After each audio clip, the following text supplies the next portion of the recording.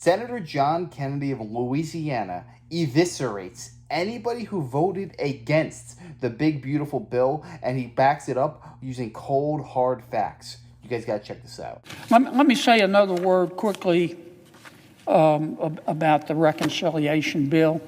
You're going to hear so much about this, Mr. President. I've already heard a lot that the reconciliation bill that Congress passed it's going to kill people. People are going to die. It's only going to help rich people. None of that's true. None of that's true. The bill that we just passed is primarily a tax cut. And taxes are not terribly complicated. When you tax something, you get less of it. Right? You want to stop people wearing wristwatches? I love wristwatches. I've had this one for like 30 years. But you want to stop people from buying wristwatches? Just pass a bill and says every time you buy a wristwatch, you have to pay a $200 tax. Boy, that's going to be the end of wristwatches. Business is the same way. You want businesses not to expand? Tax the hell out of them so they don't have any money to reinvest in their business. You want people to work less? Tax them. Take all their money. People are rational. They'll go, well, why do I want to work an extra 10 hours this week? They're taxing me. The government's going to take all of my money. So our bill was a tax cut bill. That's all it was. We passed the tax cut back in 2017, as you know, Mr. President. Those tax cuts would have expired at the end of this year. If we hadn't passed this bill, taxes on the American people would have gone up $4.3 trillion. Not billion, $4.3 trillion. It would have tanked our economy. Our economy would have gone down like a fat guy on a seesaw. And some of my friends say, oh, you cut taxes on the rich. That's not true. That's just a lie. I mean, well over half of the tax cuts that we extended go to ordinary Americans. Working people, working moms, working dads. So the first thing we did was extend the tax cuts. We avoided $4.3 trillion worth of taxes. And frankly, everybody who voted against our bill voted to raise taxes on the American people in the amount of $4.3 trillion. That's just a fact. Our bill did some other things, though. We added some new tax cuts. We cut taxes on tips. Now, not everybody who works for tips is going to get a tax cut, but most people are. We cut taxes on overtime. Most ordinary Americans work overtime. We cut their taxes on overtime. We cut taxes on Social Security income. We cut taxes on some car loans. We extended the child tax credit.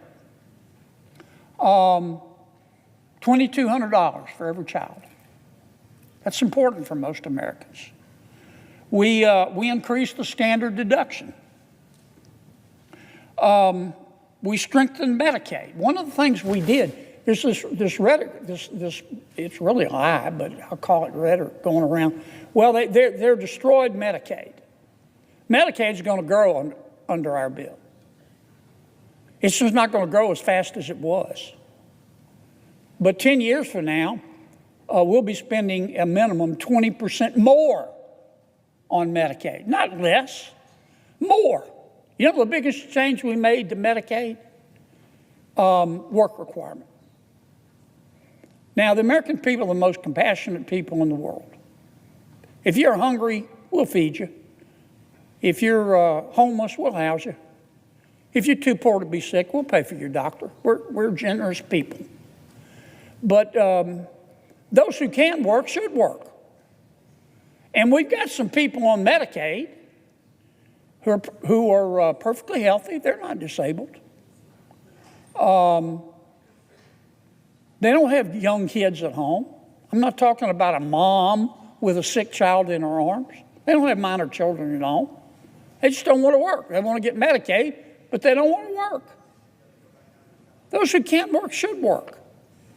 And all our bill does is say, look, you can still keep your Medicaid, But if you can work, not if you're disabled, not if you're elderly, not if you're in a nursing home, if you're a healthy adult at home playing video games, you got to go look for a job.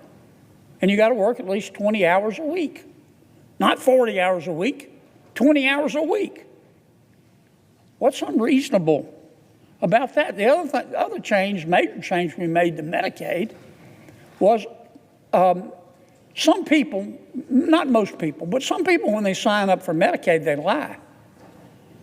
They say, oh, I'm only making $25,000 a year. Well, in fact, they might be making $75,000 or $100,000 a year. I'm not exaggerating. I've seen that happen. What we've told the states is twice a year for all of our folks on Medicaid, you got to check their eligibility. Make sure that they're not making more than they're supposed to, because Medicaid is not for everybody.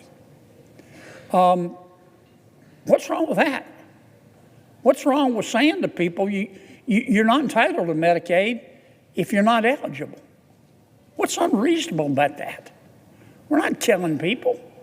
We're trying to save Medicaid so that we can afford it for people who really need it. The other two things this bill did, and then I'll move on quickly to my other subject.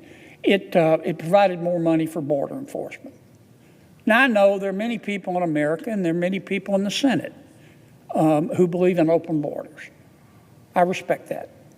They may not say it, but they do. They just think the border ought to be wide open, and they think that if you believe in secure borders, you're a racist. I don't agree with them, but this is America. They're entitled to their opinion. Most Americans don't think that.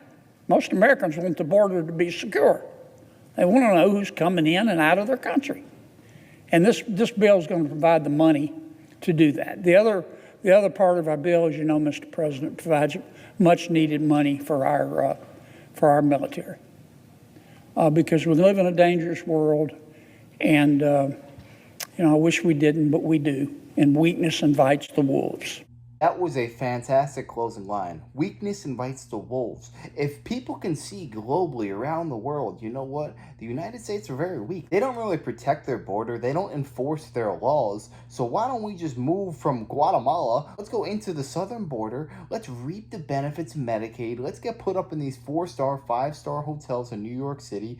And we can just pretty much do whatever we want. And the government's going to treat us better than American citizens. I know it sounds crazy, but that was the state of the world for the past 4 years underneath Joe Biden. Common sense. If you run a country, you want to protect and enforce your border. Think of it like this. If you were playing the game Risk, would you just allow other players to take your country? No, you want to protect it and make sure it's yours and protect your values and what it means to be an American. But he really did hit the nail on the head. Every single person who voted no basically asked for a $4 trillion tax hike for the American people. I did not even think of it that way until he mentioned it, but it's absolutely true, because if this bill did not get passed, we would have all been screwed. We would have all had a massive tax hike, and all these people voted no just for the sake of going against Donald Trump. Because did you actually believe in your heart of hearts that the American people deserve to have a $4 trillion increase in their taxes? That is an absurd amount of money. But what Donald Trump and his team of economists believe is that if we can grow the United States economy, we let go of strangling regulation on businesses.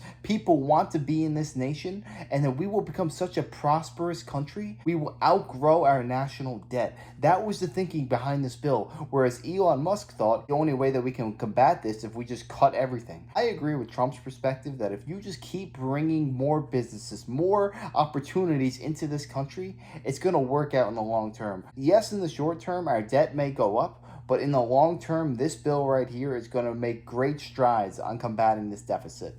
But yeah, let me know your thoughts on this down below. Were you always a fan of the big, beautiful bill, or were you questioning it at times? Let me know. I'd love to know your thoughts.